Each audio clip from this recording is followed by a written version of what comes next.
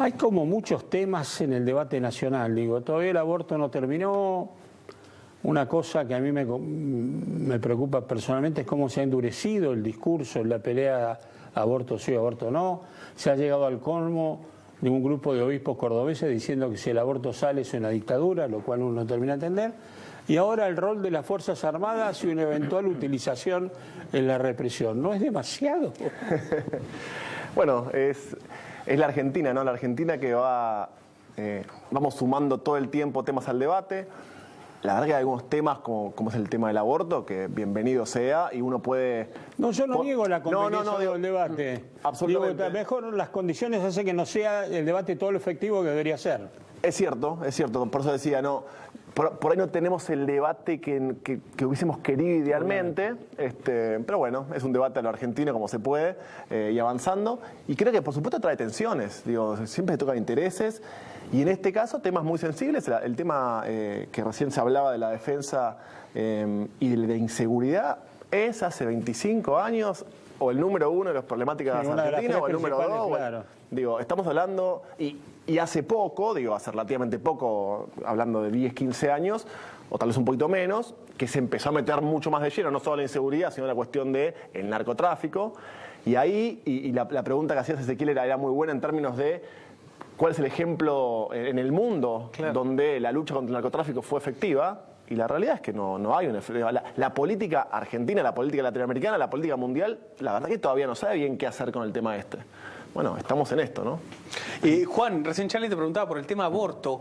¿Ha hecho mella en el votante de Cambiemos? ¿Han podido medir o está claro a ver si puede haber un votante de Cambiemos que dijo, yo voté a Cambiemos porque pensé que eran antiabortistas, por llamarlo de alguna manera? Mira, la verdad que los votantes de Cambiemos son bien complejos, digamos. Igual uno para ganar una elección necesita sumar de un montón de peceras, ¿no? Entonces vos requerís sumar en la pecera, por ejemplo, de la juventud. Digamos, vos no entrás en los sectores más jóvenes y no podés ganar una elección. Bueno, vos en términos etarios hay una diferencia abismal en donde los jóvenes están casi masivamente a favor de la despenalización. Esto va disminuyendo cuando uno va subiendo la cuestión etaria.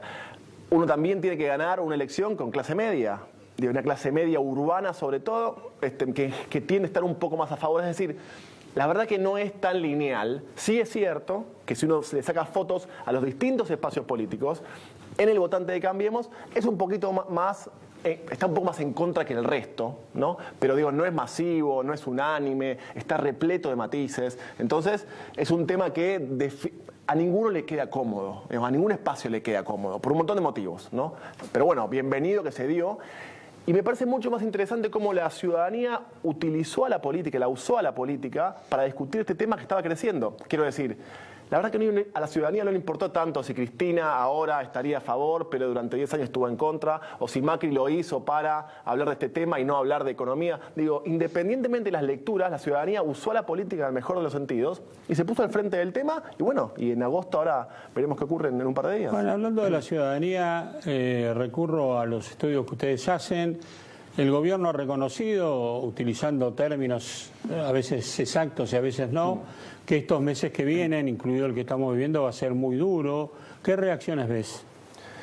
Es cierto, digamos, yo veo una ciudadanía que después del acuerdo con el fondo, yo le pondría el título de aturdida, ¿no? Digamos, desconcertada y aturdida, porque la verdad que no se vio venir. Bueno, la sociedad política tampoco. No, todos, digamos, seguramente todos, por supuesto.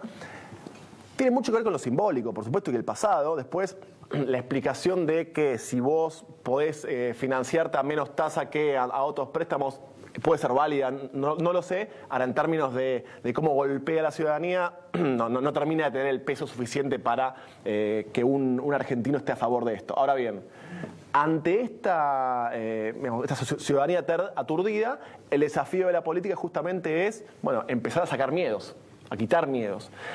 Y entonces lo que yo veo, y tiene más que ver con la cuestión económica que se viene y la cuestión política que se viene, en términos de, bueno, evidentemente la economía importa mucho y, digamos, cuanto mejor esté la economía, a los oficialismos les va mejor, esto es una cuestión evidente.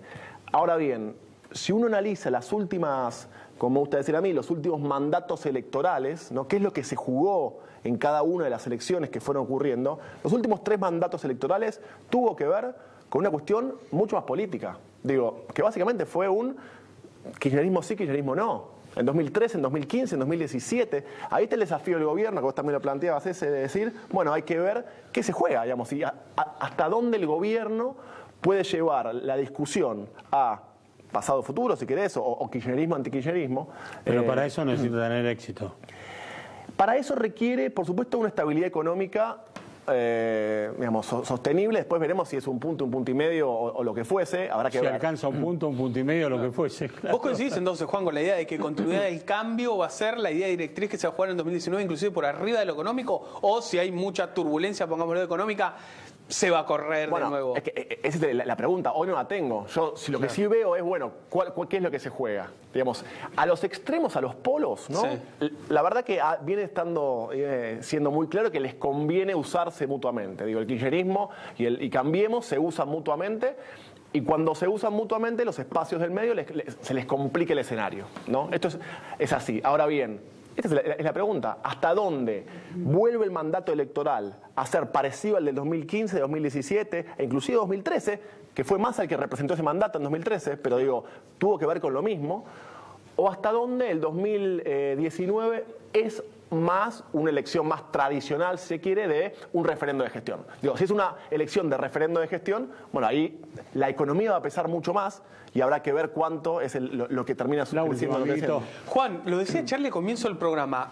Cristina crece en silencio, ¿no? ¿Cuánto creció Cristina y cuál es el techo que le ves a Cristina? ¿Creció realmente mucho o en realidad caen todos y cae toda la política y Cristina se mantuvo? Entonces, obviamente, por una cuestión casi matemática, creció porque todo el mundo bajó, ¿no? En realidad tiene más que ver con lo segundo. Digamos, si uno analiza toda la imagen de la clase dirigente, tomando a los oficialistas, a los kirchneristas y a los opositores no kirchneristas, uno ve bastante claro que los oficialismos y la oposición no kirchnerista, con vaivenes, con matices, subas y bajas, pero conceptualmente en estos 2 años y medio de Macri vinieron bajando los 2 espacios y no hubo un crecimiento al menos constante en ninguna de las figuras del kirchnerismo que uno puede medir. Ahora, la pregunta es, digamos, ¿dónde deriva todo esto? ¿Cómo termina derivando todo esto?